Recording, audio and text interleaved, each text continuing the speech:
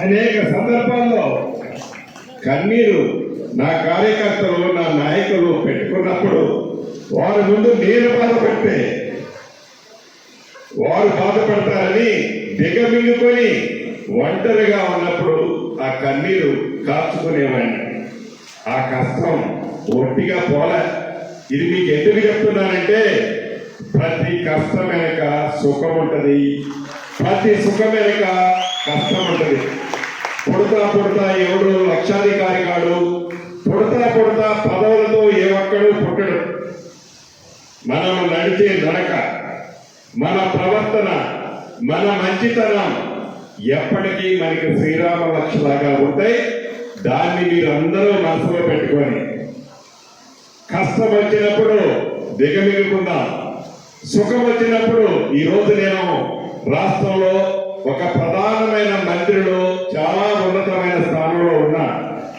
ఇంతమందిలో ఈ రోజు ఎందుకు ఎమోషనల్ అయ్యానంటే ఆ రోజైతే దానికి అర్థం లేదు. ఈ రోజైతే ఆ ఎమోషనల్ కి అర్థమేందో మీరు అందరూ గ్రహిస్తారని ఇక్కడ అయ్యా.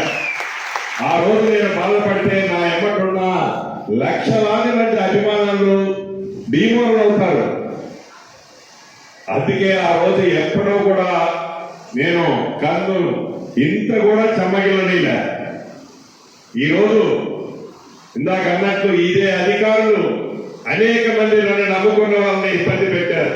అక్కడ దాకా ఎందుకు, ఇదే కిరణ్ తమ్ముడు సత్తుపల్లిలో మిత్రులతో ఏదో నిరుద్యోగ యువతతో ఒక మంచి మీటింగ్ పెడితే ఆ మీటింగ్ లో ఆనాడున్న అధికారులు వాళ్ళే ఇప్పుడున్నారు.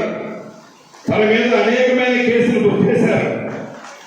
అంటే బిక్కు అనుకుంటే నా ఎమ్మడి తిరిగే కార్యకర్తలు అభిమానులు కూడా ఆనాడు గడిపారు.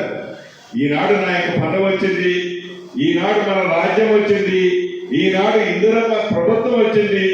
ఇందిరమ్మ ప్రభుత్వంలో స్వేచ్ఛమైన గాలి పీల్చుకుంటున్నాం. స్వేచ్ఛగా మనందరం, అరాచకత్వం ఉండదు, మనసులను నొప్పించేది ఉండదు, మంచి పరిపాలన, స్వేచ్ఛ.